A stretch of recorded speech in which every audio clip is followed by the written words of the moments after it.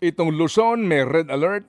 Umabot po ito ng Kabisayaan kasi po may mga planta na naman na nagbaksakan. Ano po?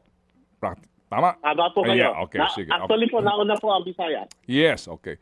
Na lagi natataon kung kailan tag-init, kung kailan mataas yung demand, lagi natataon na sila po nasisiraan ng planta.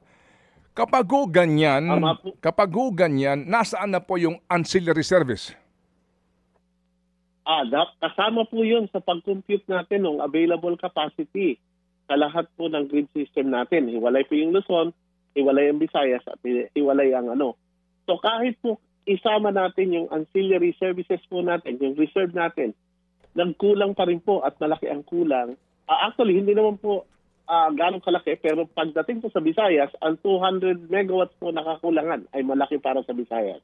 Mm-hmm. Pero tandaan po natin, kung meron pong kakulangan na 200 megawatts sa Visayas, kung meron pong sobra ang Luzon, pwede po magpasa ang Luzon para sa Visayas. Mm-hmm. Mm-hmm. Pero yun hubang ancillary service na iyan, sapat na ba yung ibinibigay ng grid operator ninyo? Base po sa tantiyan natin, So sa mga registered po na mga planta na dapat magbigay ng ancillary services, dapat po sapat. Ang problema lang po natin na nakikita sa Visayas, ang karamihan po ng ancillary services ay mga diesel at bunker facilities kung saan mas mahal po siya kaysa sa ancillary services sa Luzon.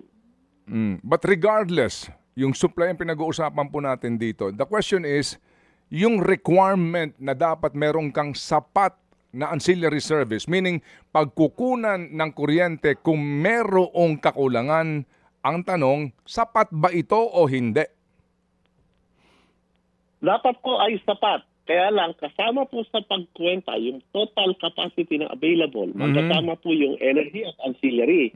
Dahil malaki nga po, 450 megawatts, doon pa lang sa tatlong planta na natumba noong Mayo 12, malaki pong kabawasan yun, kasama na po ang ancillary services. So hindi po kakayanin ng ancillary services yung 450 megawatts. Mga kapatid, patuloy po kayong tumutok sa 105.9 True FM para sa totoong balita, informasyon, music and entertainment. Mag-subscribe sa aming YouTube channel at podcast at sundan nyo kami sa Facebook, Instagram, X at TikTok sa True Network PH.